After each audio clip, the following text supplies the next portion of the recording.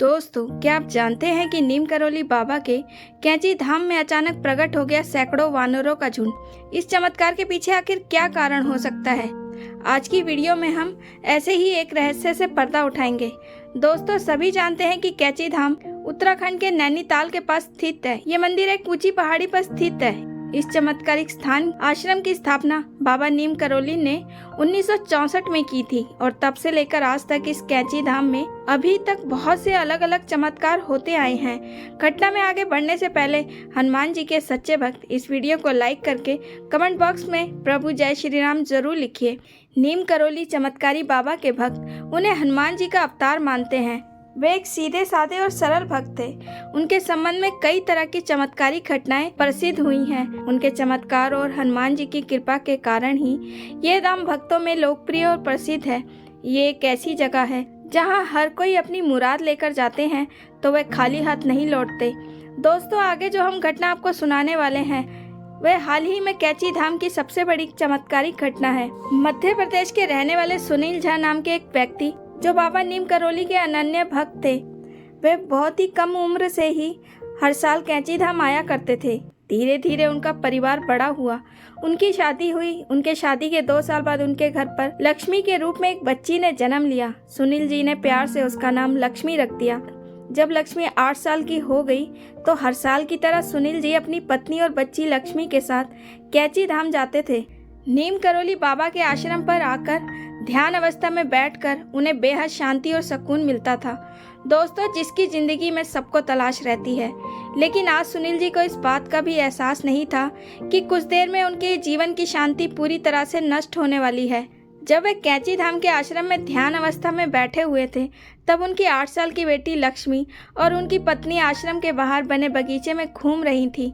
तभी उनकी पत्नी के मोबाइल पर एक कॉल आया और वह भी बेचिंत बातें करने में इतना मग्न हो गई कि उन्हें पता भी नहीं चला कि उनकी बेटी लक्ष्मी देखते ही देखते उनकी आंखों के सामने से ओझल हो गई है।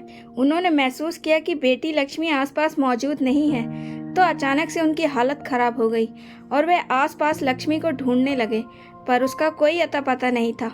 तब उन्होंने तुरंत आश्रम में ध्यान अवस्था में बैठे हुए अपने पति सुनील जी को जगाया और पूरी सच्चाई बताई।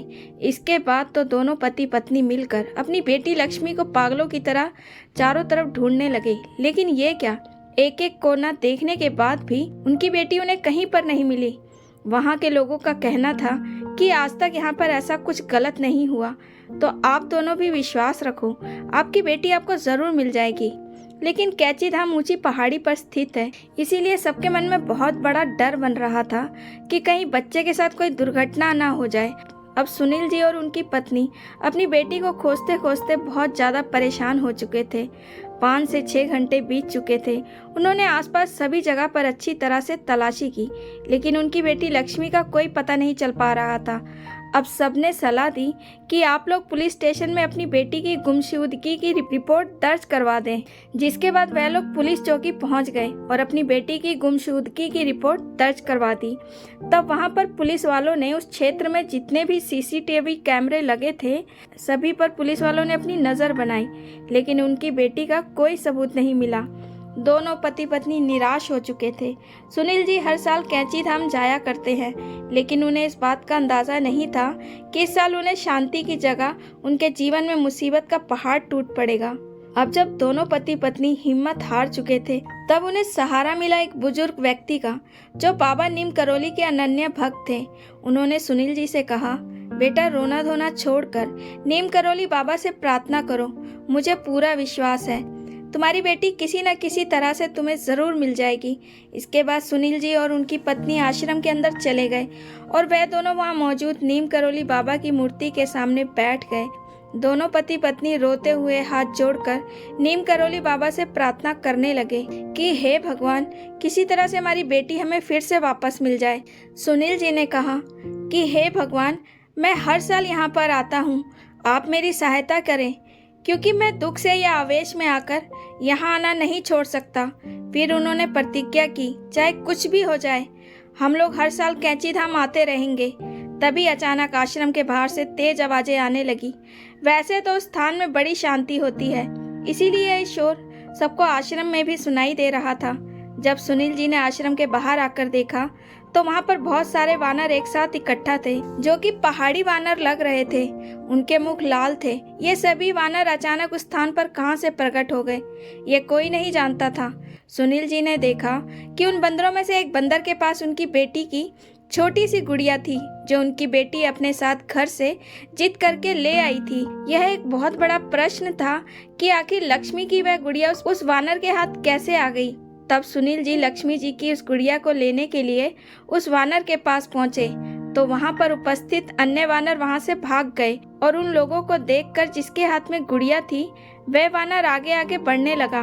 अब सुनील जी और उनकी पत्नी उसका पीछा करने लगे। कुछ देर बाद वह वानर कैंची धाम के नजदीक मौजूद भीमताल झील के पास जाकर रुक गया और लक्ष्मी की गुड़िया को उसी स्थान पर छोड़कर कहीं अंतर ध्यान हो गया। सुनील जी ने लक्ष्मी की उस गुड़िया को उठाया और वह आसपास देखने लगे। तभी सामने की ओर उन्हें एक नाव दिखाई दी। जब उन्होंने नाव के पास जाकर देखा तो उनके पैरों तले से जमीन खिसक गई थी क्योंकि उनकी बेटी लक्ष्मी उस नाव के अंदर बेहोश अवस्था में थी। जैसे ही उन्होंने देखा तो झट से अपनी बेटी को वहां से बाहर निकाला और अपने गले से लगा लिया। अब दोनों माता पिता उसे तुरंत लेकर कैंची धाम में पहुंच गए और बाबा नीम करोली को प्रणाम करने लगे और उनका कोटि कोटि धन्यवाद किया।